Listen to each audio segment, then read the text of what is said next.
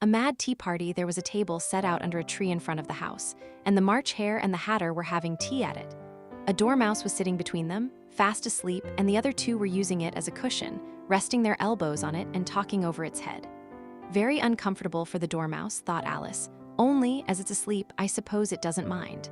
The table was a large one, but the three were all crowded together at one corner of it. No room, no room. They cried out when they saw Alice coming.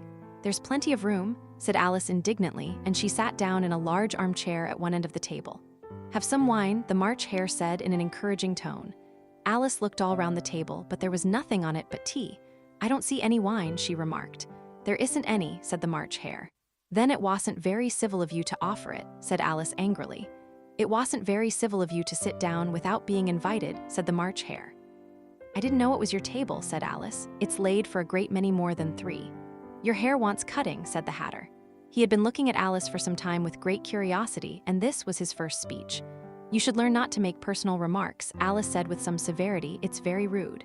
The Hatter opened his eyes very wide on hearing this, but all he said was, "Why is a raven like a writing desk?"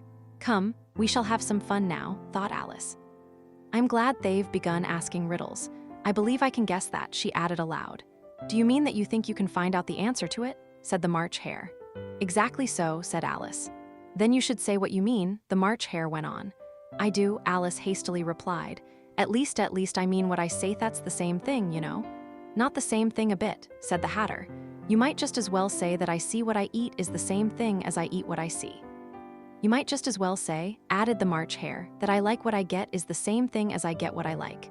"You might just as well say," added the Dormouse, who seemed to be talking in his sleep, "that I breathe when I sleep is the same thing as I sleep when I breathe." "It is the same thing with you," said the Hatter, and here the conversation dropped, and the party sat silent for a minute, while Alice thought over all she could remember about ravens and writing desks, which wasn't much. The Hatter was the first to break the silence. "Oh, break the silence. What day of the month is it?" he said, turning to Alice. He had taken his watch out of his pocket and was looking at it uneasily, shaking it every now and then and holding it to his ear. Alice considered a little and then said the 4th. "2 days wrong," sighed the Hatter. "I told you butter wouldn't suit the works," he added, looking angrily at the March Hare. "It was the best butter," the March Hare meekly replied. "Yes, but some crumbs must have got in as well," the Hatter grumbled. "You shouldn't have put it in with the bread knife." The March Hare took the watch and looked at it gloomily. Then he dipped it into his cup of tea and looked at it again. But he could think of nothing better to say than his first remark. It was the best butter, you know. Alice had been looking over his shoulder with some curiosity. "What a funny watch," she remarked. "It tells the day of the month and doesn't tell what o'clock it is. Why should it?" Muttered the Hatter. "Does your watch tell you what year it is?" "Of course not," Alice replied very readily. "But that's because it stays the same year for such a long time together." "Which is just the case with mine," said the Hatter. Alice felt dreadfully puzzled. The Hatter's remark seemed to have no sort of meaning in it, and yet it was certainly English. "I don't quite understand you," she said, as politely as she could. "The Dormouse is asleep again," said the Hatter, and he poured a little hot tea upon its nose. The Dormouse shook its head impatiently and said, without opening its eyes, of course, just what I was going to remark myself." "Have you guessed the riddle yet?" the Hatter said, turning to Alice again. "No, I give it up," Alice replied. "What's the answer?" "I haven't the slightest idea," said the Hatter. "Nor I," said the March Hare. Alice sighed wearily. "I think you might do something better with the time," she said, "than waste it in asking riddles that have no answers." "If you knew time as well as I do," said the Hatter, "you wouldn't talk about wasting it." "It's him." "I don't know what you mean," said Alice. "Of course you don't," the Hatter said, tossing his head contemptuously. "I dare say you never even spoke to time." "Perhaps not," Alice cautiously replied. "But I know I have to beat time when I learn music." "Ah, that accounts for it," said the Hatter. "He won't stand beating. Now, if you only kept on good terms with him, he'd do almost anything you liked with the clock." "Liked with the clock? For instance, suppose it were 9 o'clock in the morning, just time to begin lessons. You'd only have to whisper a hint to time, and round goes the clock in a twinkling. 1:30, time for dinner. I only wish it was," the March Hare said to itself in a whisper. "That would be grand, certainly," said Alice thoughtfully. "But then I shouldn't be hungry for it, you know." "Not at first, perhaps," said the Hatter. "But you could keep it to 1:30 as long as you liked." "Is that the way you manage?" Alice asked. The Hatter shook his head mournfully. "Not I," he replied. "We quarreled last March just before he went mad, you know, pointing with his tea spoon at the March Hare.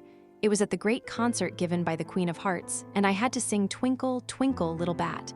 How I wonder what you're at. You know the song, perhaps? I've heard something like it, said Alice. It goes on, the Hatter continued in this way. Up above the world you fly, like a tea tray in the sky. Twinkle, twinkle, here the Dormouse shook itself and began singing in its sleep twinkle, twinkle, twinkle, twinkle, and went on so long that they had to pinch it to make it stop. Well, it'd hardly finished the first verse, said the Hatter, when the Queen jumped up and bawled out, he's murdering the time. Off with his head. How dreadfully savage, exclaimed Alice. And ever since that, the Hatter went on in a mournful tone, he won't do a thing I ask. It's always 6 o'clock now. A bright idea came into Alice's head. Is that the reason so many tea things are put out here? She asked. Yes, that's it, said the Hatter with a sigh. It's always tea time, and we've no time to wash the things between whiles. Then you keep moving round, I suppose, said Alice. Exactly so, said the Hatter, as the things get used up. But what happens when you come to the beginning again? Alice ventured to ask. Suppose we change the subject, the March Hare interrupted, yawning. I'm getting tired of this. I vote the young lady tells us a story. I'm afraid I don't know one, said Alice, rather alarmed at the proposal. Then the Dormouse shall, they both cried. Wake up, Dormouse, and they pinched it on both sides at once. The Dormouse slowly opened his eyes. I wasn't asleep, he said in a hoarse, feeble voice. I heard every word you fellows were saying. Tell us a story, said the March Hare. Yes, please do, pleaded Alice. And be quick about it, added the Hatter, or you'll be asleep again before it's done. Leap again before it's done. Once upon a time there were 3 little sisters. The Dormouse began in a great hurry, and their names were Elsie, Lacey, and Tilly, and they lived at the bottom of a well. What did they live on? Said Alice, who always took a great interest in questions of eating and drinking. They lived on treacle, said the Dormouse after thinking a minute or two. They couldn't have done that, Alice gently remarked. They'd have been ill. So they were, said the Dormouse, very ill. Alice tried to fancy to herself what such an extraordinary way of living would be like, but it puzzled her too much, so she went on. But why did they live at the bottom of a well? Take some more tea, the March Hare said to Alice very earnestly. I've had nothing yet, Alice replied in an offended tone, so I can't take more. You mean you can't take less, said the Hatter. It's very easy to take more than nothing. Nobody asked your opinion, said Alice. Who's making personal remarks now? The Hatter asked triumphantly. Alice did not quite know what to say to this, so she helped herself to some tea and bread and butter, and then turned to the Dormouse and repeated her question. Why did they live at the bottom of a well? The Dormouse again took a minute or two to think about it, and then said it was a treacle well. There's no such thing. Alice was beginning very angrily, but the Hatter and the March Hare went sh. And the Dormouse sulkily remarked, if you can't be civil, you'd better finish the story for yourself. No, please go on. Alice said very humbly, I won't interrupt again. I dare say there may be one. One indeed, said the Dormouse indignantly. However, he consented to go on. And so these 3 little sisters were learning to draw. What did they draw? Said Alice, quite forgetting her promise. Treacle, said the Dormouse, without considering it all this time. I want a clean cup, interrupted the Hatter. Let's all move one place on. He moved on as he spoke, and the Dormouse followed him. The March Hare moved into the Dormouse's place, and Alice rather unwillingly took the place of the March Hare. The Hatter was the only one who got any advantage from the change, and Alice was a good deal worse off than before, as the March Hare had just upset the milk jug into his plate. Alice did not wish to offend the Dormouse again, so she began very cautiously. But I don't understand. Where did they draw the treacle from? You can draw water out of a water well, said the Hatter. So I should think you could draw treacle out of a treacle well, eh? Stupid. But they were in the well, Alice said to the Dormouse, not choosing to notice this last remark. Odd is this last remark. Of course they were, said the Dormouse, well in. This answer so confused poor Alice that she let the Dormouse go on for some time without interrupting it. They were learning to draw, the Dormouse went on, yawning and rubbing its eyes, for it was getting very sleepy. And they drew all manner of thinks-everything that begins with an M. Why with an M? Said Alice. Why not? Said the March Hare. Alice was silent. The Dormouse had closed its eyes by this time and was going off into a doze. But on being pinched by the Hatter, it woke up again with a little shriek and went on. That begins with an M, such as mousetraps and the moon and memory, and muchness. You say things are much of a muchness. Did you ever see such a thing as a drawing of a muchness? Really, now you ask me, said Alice, very much confused, I don't think. Then you shouldn't talk, said the Hatter.